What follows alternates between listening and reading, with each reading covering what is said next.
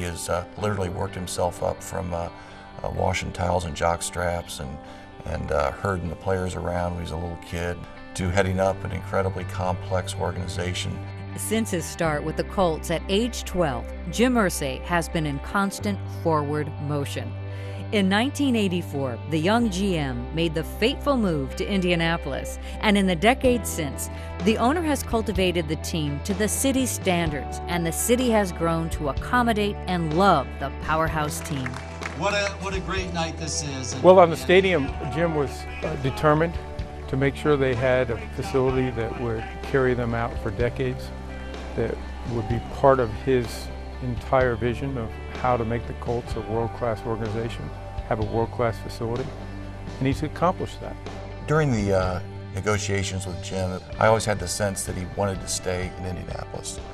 I don't think he wanted his legacy to be the legacy of his father, of moving a beloved team out of town, and he was very much committed to Indianapolis and wanted it to work out, and probably made some judgments and took some leaps of faith to stay in a city that had become very important to him. So I think that was inured greatly to the benefit of Indianapolis.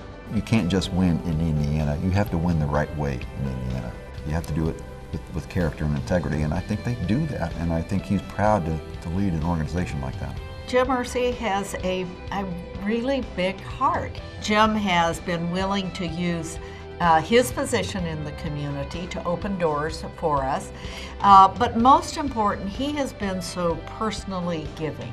This isn't his hobby, it's the family business, and the girls are always out there, and Meg's involved, and they're a fabulous family, and they take very seriously their stewardship of that, not only for their family, but for the community too. Super Bowl 46 will be played on February 5th, 2012, will be played in Indianapolis. Jim's love for his community was never more evident than during the Indianapolis-hosted Super Bowl, an event that would not have been possible without Jim Irsay or the Colts. But in this time of celebration, the Colts face a number of changes and tough decisions. This is a hard time, but it's also a great time, and I think in football especially, you have to keep moving forward and to stay ahead and to be constantly thinking of new things or new ideas and reinventing yourself. Being an effective leader is being able to realize this isn't everything either. He's very spiritual, and he knows that this is one journey, and it's awesome, but there's so much more than just the business side. The real future of the Irsay family business are the Irsays themselves. Carly, Casey, and Kaylin are vice presidents with the organization. But their boss, Jim Irsay, is first and foremost their dad.